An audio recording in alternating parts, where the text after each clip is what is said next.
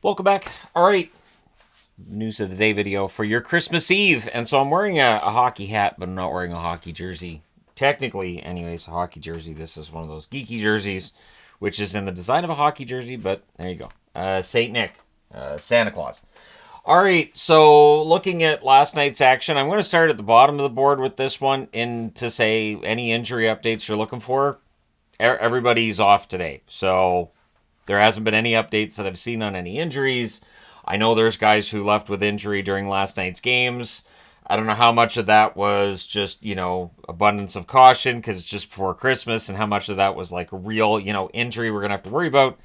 We'll probably find out on, I would think, maybe late on Boxing Day we might start hearing some stuff. Maybe on December 27th in the morning we'll hear more. At any rate, getting into some news from yesterday and from today. Yesterday, of course, it was hockey all day, so I didn't get a news of the day video done. Plus, every time I looked, I was like, there isn't really enough. So, cobble together from yesterday and today, and we will discuss as we get ready for tomorrow's Christmas Day.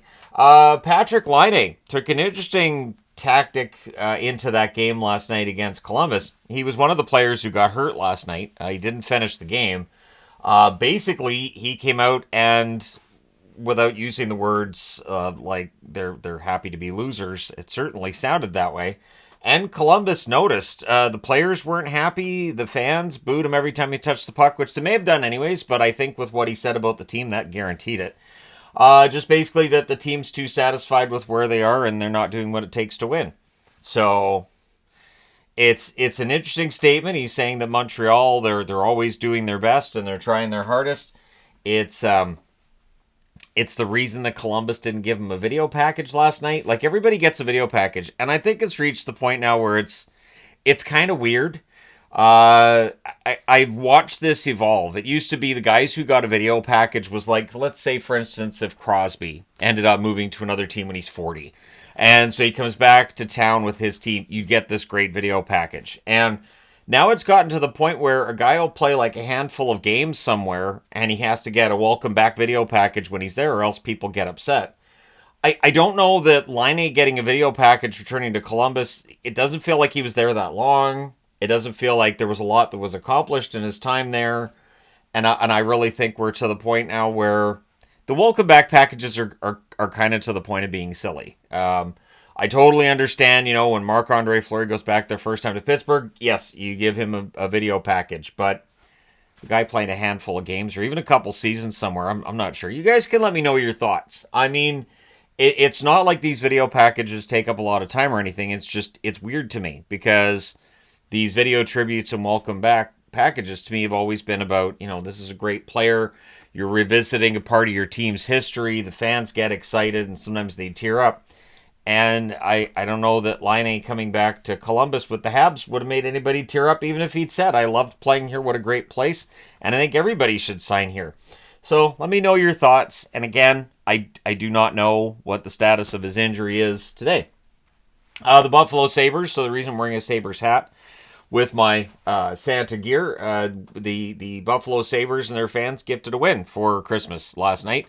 And so the losing streak ends at 13 games. Hopefully they don't start a new losing streak with the post-Christmas schedule. It has just been miserable for the Buffalo Sabres and for their fans, and I know this. And so, yeah, I'm really hoping last night is a springboard because a lot of players that you wanted to get going, if you're a Buffalo fan, got going last night. Guys like Jack Quinn. I've been waiting for Quinn to show those signs that he showed last year, and so yeah, seeing him finally starting to be productive again is great, and we'll see whether or not he can continue it. So the 3 stars of the week, and yes, these were announced yesterday, but the 3 stars of the week, Cale Makar of Colorado, the first star, 4 games, 2 goals, 6 assists, 8 points. Makar has really, I think, distanced himself as the favorite for the Norris Trophy. Going to be a lot of Canuck fans talking about Quinn Hughes. Hughes is fantastic. I'm not going to say that Hughes doesn't necessarily deserve it. I just feel like at this point, Makar's got all the attention, and that really is part of the battle, right? Is making sure the media is paying the most attention to and discussing you the most. William Nylander, 3 games, 5 goals, 2 assists, 7 points. Second star of the week. He's been great for Toronto. And Patrick Laine, the aforementioned Montreal Canadiens player, 3 games, 5 goals, all on the power play over the last week. And when we're coming out of the break, we'll see if he's going to miss any time or not with the injury he suffered last night. Sidney Crosby continues to move up the lists in terms of scoring. His 1,033rd assist, that's a lot. It ties Mario Lemieux for 12th on the all-time list. I'm very surprised that more than 10 hockey players have passed the 1,000 assist mark. That's a lot, but I haven't looked at that chart in a while. So, but at any rate, Crosby, one of the all-time greats, absolutely. And so now he's got Mario Lemieux scoring at least the assists mark in his sights. I don't think he's close to Lemieux on the goals side of things. But yeah, Crosby, one of the greatest players of all time. That's a whole debate we can have another time. Boston Bruins news. Now, I would discuss Pasternak's injury, but we don't know what's going on. We don't know. So he left the game last night against Washington early, but Marchand had a good night. He became the oldest player in team history to record a 10-game point scoring streak. I believe Marchand's 36. He breaks the record of Johnny Busick's. He was 35 when he had a 10-game point streak. I don't think I've done a career video on Johnny Busick. I don't think I have. I may have. I'm trying to think now. I don't know if I did Jean Rattel or Johnny Busick. Either way, that would be a fun video to do over Christmas, right? Sure, why not? Anyways, all the best to Marchand, as he has really been quite productive lately for Boston, and it's been a big part of the reason the team's turned their season around. Bruce Cassidy reached a mark for the Vegas Golden Knights.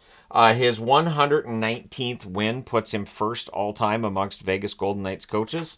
And so for Cassidy, last night's win over Anaheim, just another as they progress. That's 4 wins in a row for the Vegas Golden Knights. I still think they're playing the best hockey of anybody in the NHL currently. And they're just...